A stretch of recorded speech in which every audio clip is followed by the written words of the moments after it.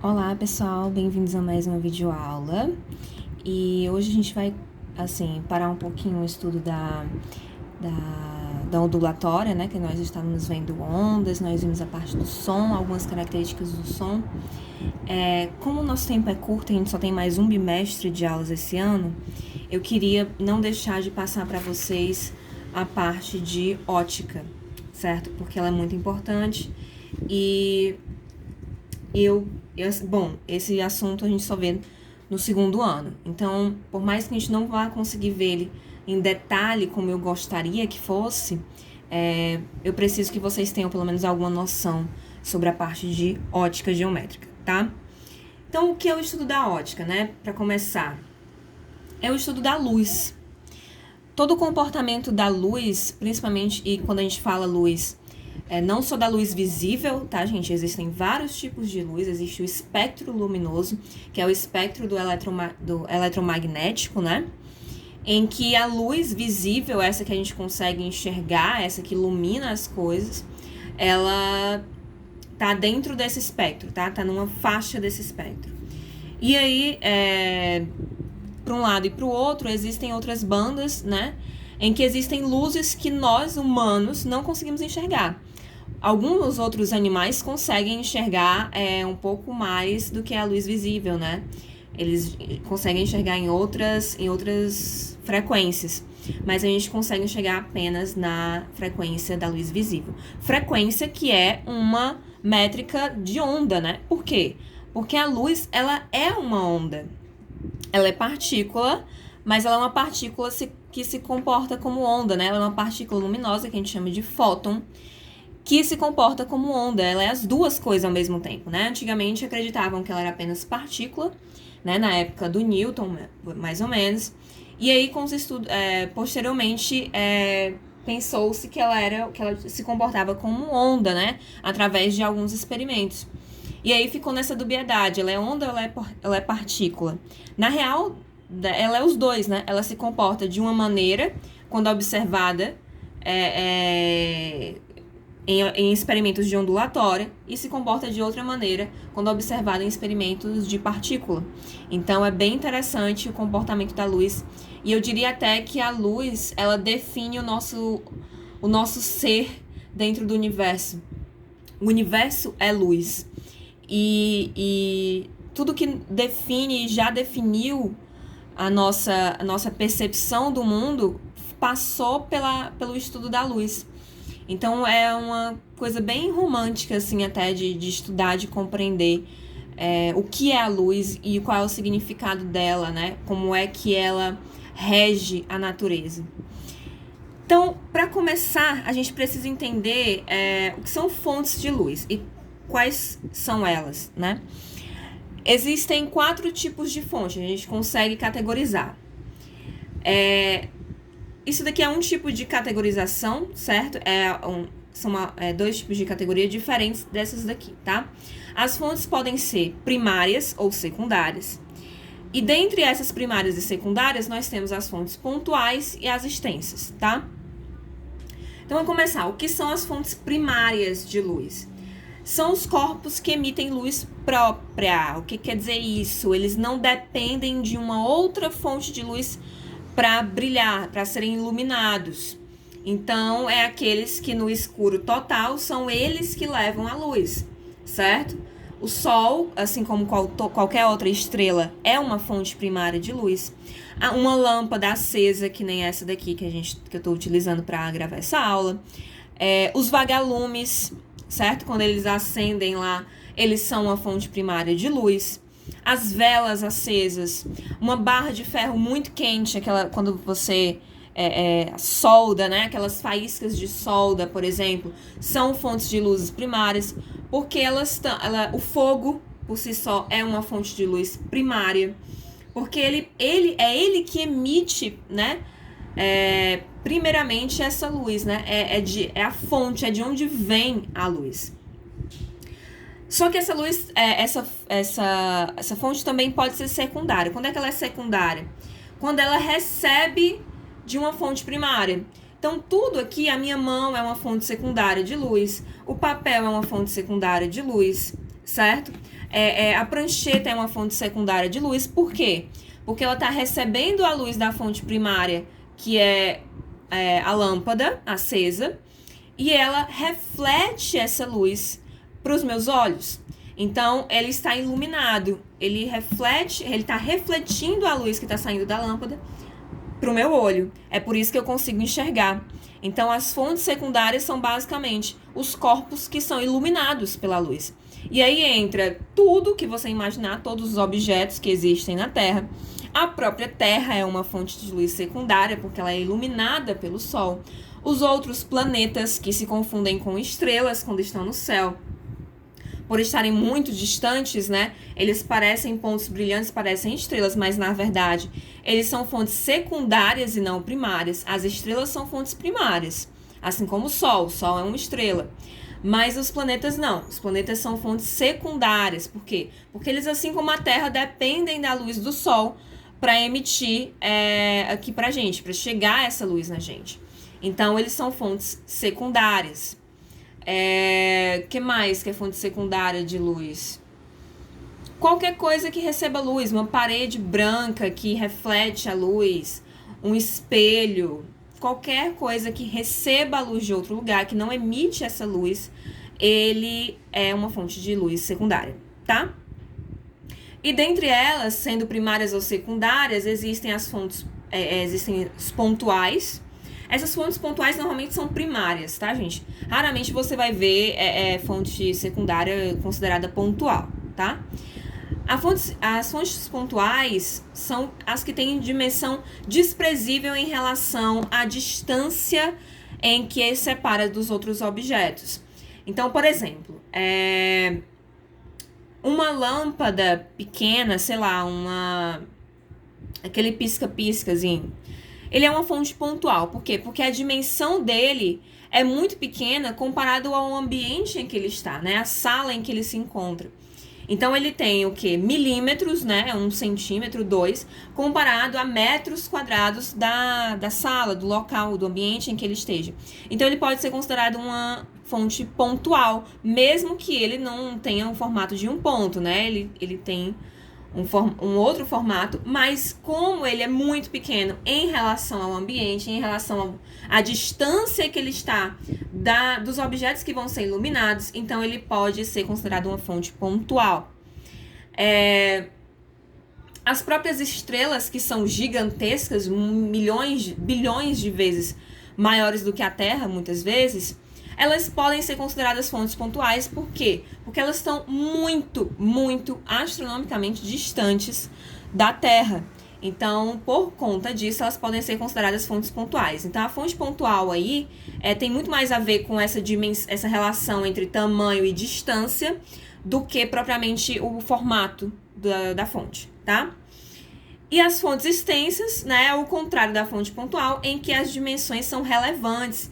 Então, eu tenho que considerar o tamanho dessa lâmpada. Aquelas lâmpadas compridas, né, fluorescentes, que nem se vendem mais, eu acredito, hoje em dia, elas são fontes extensas, né, porque o comprimento delas não é tão desprezível assim, elas chegam até mais de 1 metro em relação ao ambiente em que elas estão. Então, elas não podem ser consideradas fontes pontuais, elas são fontes extensas. O próprio Sol é uma fonte extensa em relação à Terra, porque ele não está tão distante assim. Então, como ele é muito grande, né, ele é considerado uma fonte extensa, tá? Então, se a dimensão não é desprezível, né, se ele não aparenta ser um ponto, por conta da distância que ele está dos outros objetos, a gente considera uma fonte extensa. Outra característica da fonte pontual é que todos os raios de luz são emitidos de um único ponto. Então, se eu conseguir considerar que todos os raios de luz que estão sendo emitidos por aquela fonte estão saindo de um único ponto, aquela fonte eu digo que é uma fonte pontual, certo? E a luz, pessoal, ela é mágica, né? Ela tem essa magia toda, porque Einstein lá, né, das leis não, nas proposições dele lá, os teoremas da relatividade restrita, ele teorizou que a luz é finita.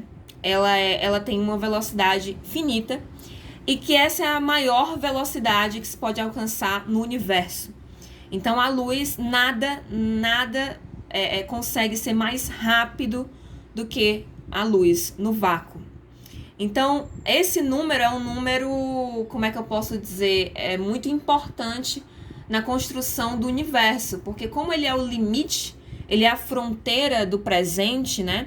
Porque se você caminha mais rápido do que a luz, você caminha no tempo, no próprio tempo, né? Então, é como se eu conseguir viajar próximo ou até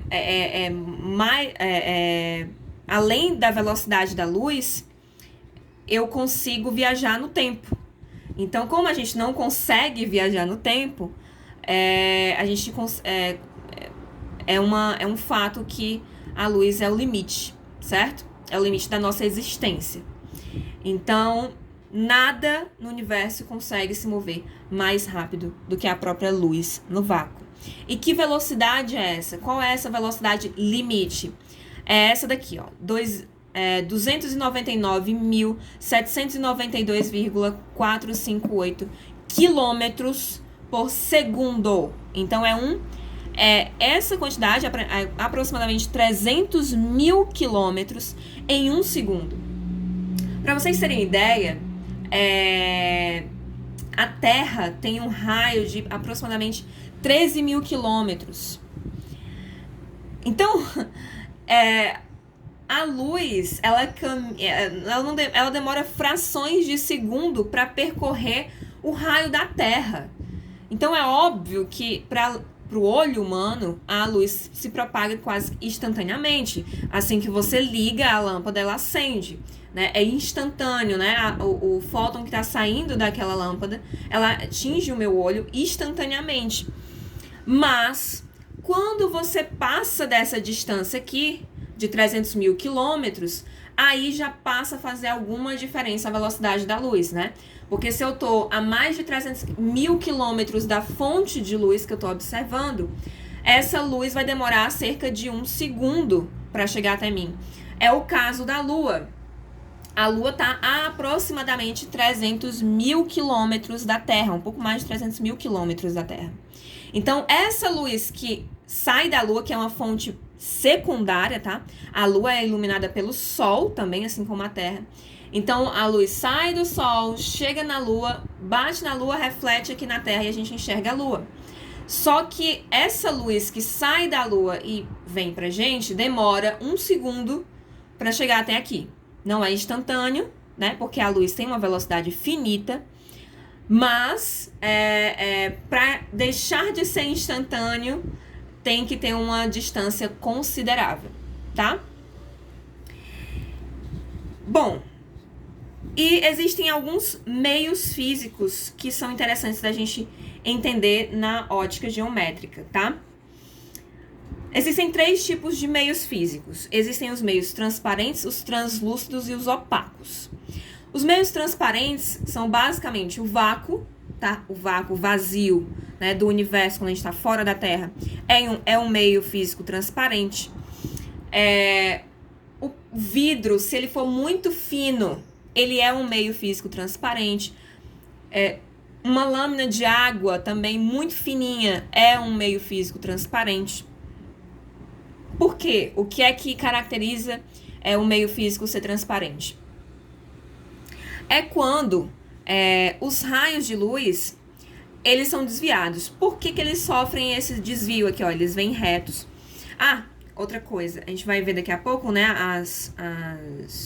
as leis da ótica, mas eu já adianto para vocês que a luz, ela obedece uma regra que é se propagar sempre em linha reta, mas com algumas exceções. Primeiro, o meio onde ela está se propagando, esse local onde ela está se propagando tem que ser homogêneo, tá? Ele não pode ser feito de vários materiais distintos, porque vai causar justamente esse desvio aqui que eu estou mostrando para vocês. ele tem que ser um meio homogêneo e, né, o livro de vocês não traz esse ponto, mas uma informação aqui acrescida para vocês é que em ambientes onde a gravidade é extrema, que não é o caso da Terra, não é o caso do Sistema Solar, não é o caso da Via Láctea, é o caso da Via Láctea dentro dos buracos negros que ela possui, né? Ao redor de buracos negros, a luz ela faz curva. Então ela não caminha em linha reta, porque a gravidade ali, a força gravitacional é tão intensa, mas tão intensa que ela consegue curvar a própria luz.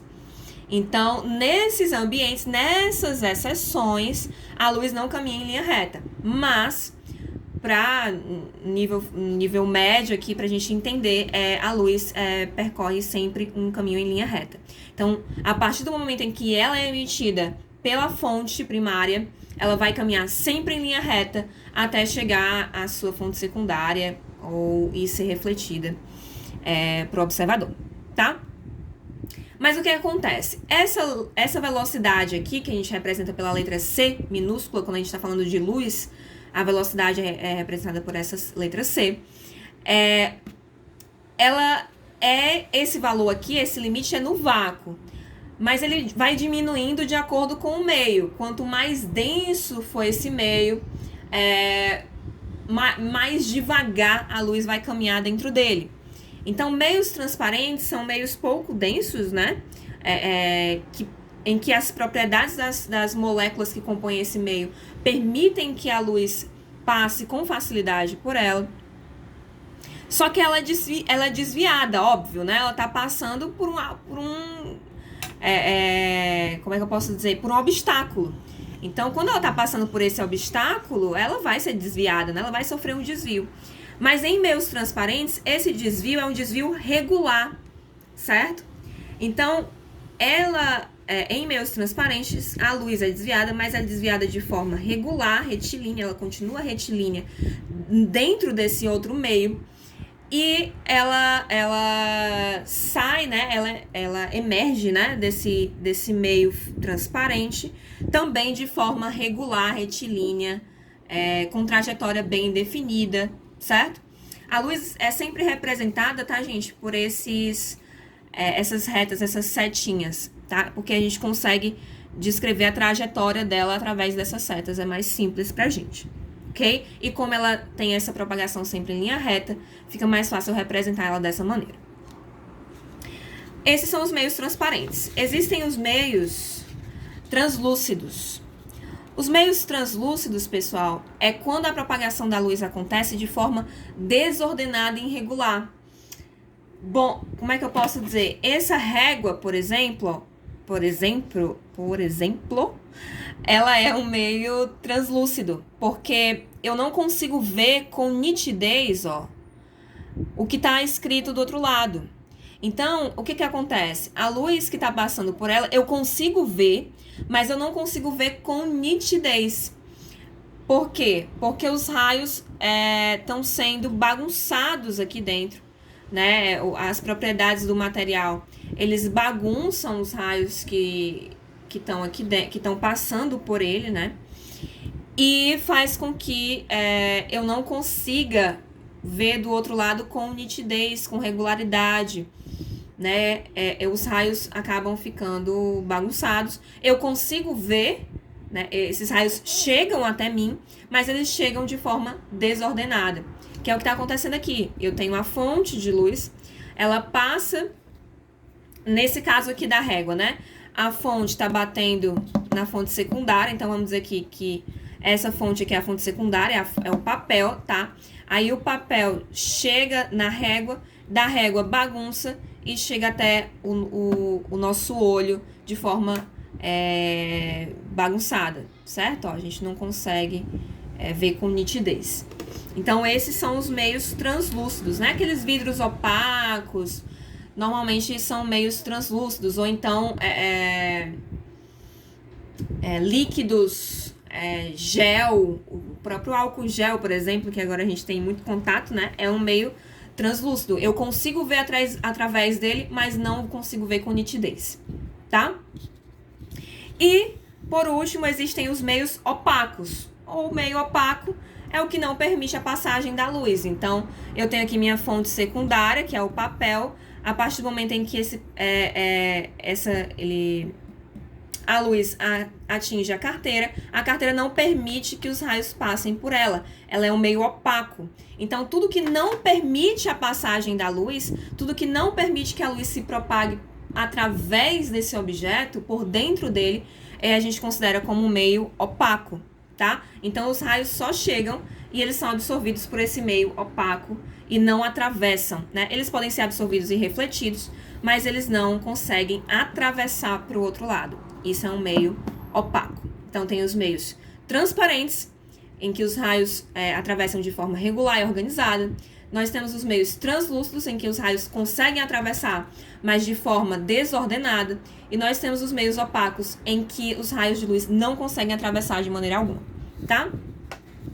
E por fim, eu queria falar para vocês sobre esses 3 princípios da ótica geométrica, que é a propagação retilínea dos raios de luz, né? Como eu falei para vocês, isso é um fato. Os raios de luz, tirando aquelas exceções lá que eu falei para vocês, ele se propaga sempre, sempre, sempre, sempre em linha reta, tá?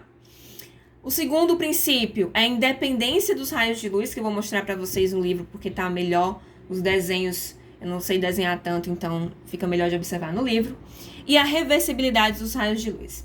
Então vamos lá. Quais são as consequências desses princípios?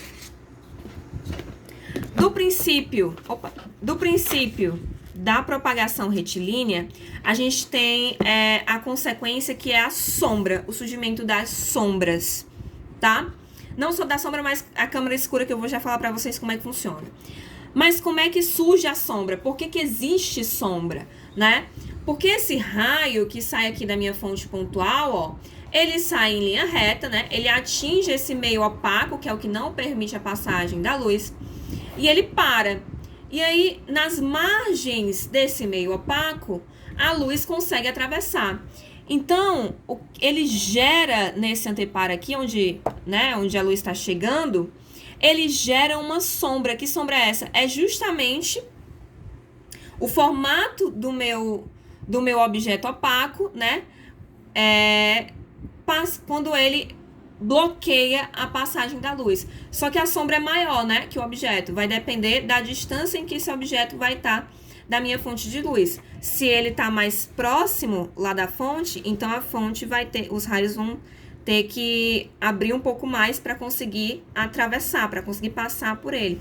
Quando ele está mais distante, os raios não precisam abrir tanto caminho para conseguir chegar nas margens desse objeto. E aí, quanto mais eu aproximo, maior vai ser a minha sombra aqui. Quanto mais eu afasto, menor vai ser a minha sombra. Então, para uma fonte pontual, eu consigo ter a formação de sombra. E uma fonte extensa, como é o caso do Sol, por exemplo, e a Lua, né? Quando a Lua entra na frente do Sol, entre a Terra, a gente tem nosso eclipse lunar. Eclipse solar. Né? Quando a Lua entra na frente do Sol, a gente tem nosso eclipse solar. Só que existem vários tipos de eclipse solar, o total e o parcial, né? O penumbral, que a gente chama. O que é essa penumbra, pessoal? Como a fonte é extensa, tá? Ela consegue emitir essa luz de vários pontos. Então, o ponto central, ele forma essa sombra aqui, certo? O local de sombra onde não existe luz nenhuma.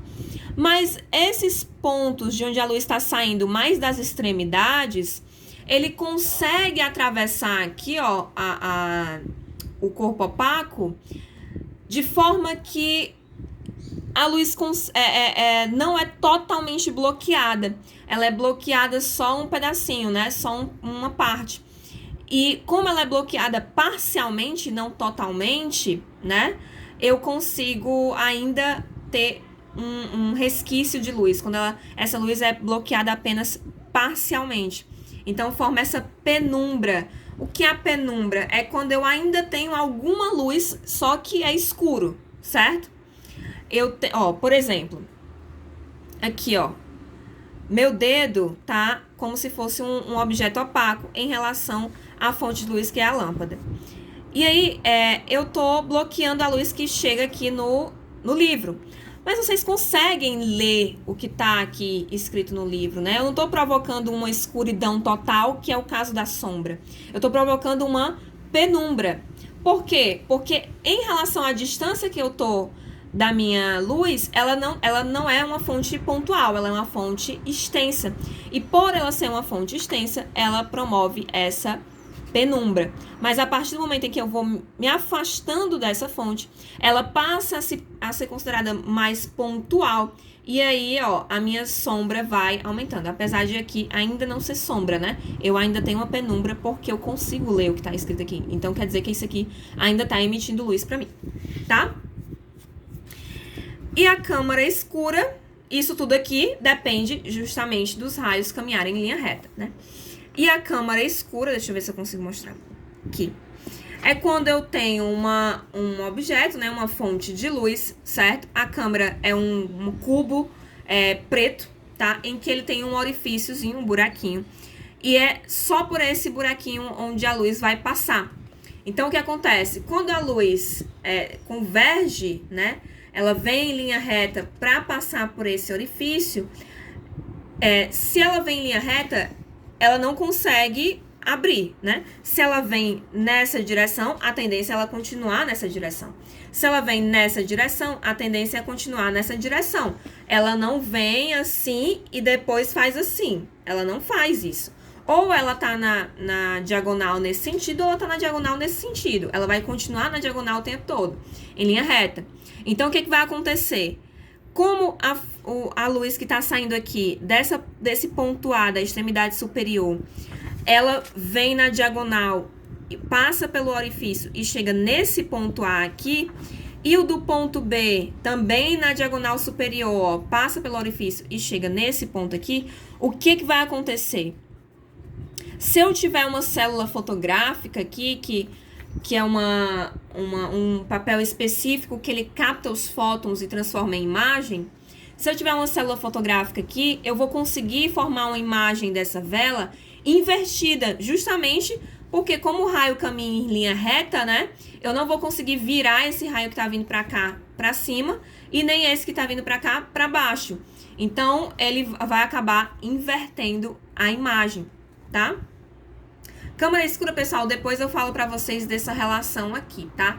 Mas, eu nem sei se eu vou chegar a esse ponto aqui, mas deem uma olhada nisso daqui, tá? Que é o quê? O tamanho da imagem, que é o tamanho da imagem formada na câmara escura, dividido pelo tamanho do objeto que está sendo observado pela câmera, vai ser igual ao quê? A distância do objeto até o orifício, dividido pela distância do orifício até a imagem, que a distância é o tamanho da caixa, né? Então, eu tenho essa relação aqui. Isso quer dizer que existe uma dependência linear dessas distâncias e desses tamanhos. Quanto mais distante estiver o meu objeto, menor vai ser a minha imagem dele. Quanto mais próximo estiver o meu objeto, maior vai ser a minha imagem dele. Certo? Então, vamos para a independência dos raios, que é a segunda parte, que é o seguinte. A luz, pessoal, ela tem um comportamento bem estranho, que é o seguinte. Duas fontes de luz, né, dois raios de luz, quando eles se interceptam, né, quando eles interagem um com o outro, eles não sofrem nenhum tipo de alteração. Então, por exemplo, tem uma fonte aqui e outra fonte aqui, que nem esses canhões de luz aqui, né, estão fazendo.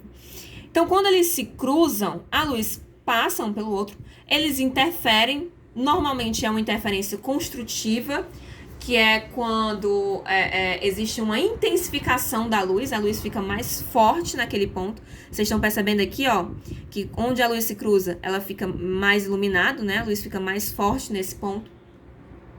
Mas depois que ela passa, depois que cruza, a luz continua o caminho dela como se nada tivesse acontecido, entendeu? Então, ela é independente, mesmo que ela se cruze, ela não vai sofrer qualquer tipo de alteração. Então, a gente diz que os raios de luz são independentes, eles não alteram uns aos outros, certo? E o terceiro ponto é a reversibilidade. É a reversibilidade da luz, certo? Significa o quê, pessoal? Que o sentido de propagação da luz, indo e voltando, é o mesmo. O que quer dizer com isso? Se eu tenho um espelho aqui, ó, eu tenho um espelho, tá? Isso aqui é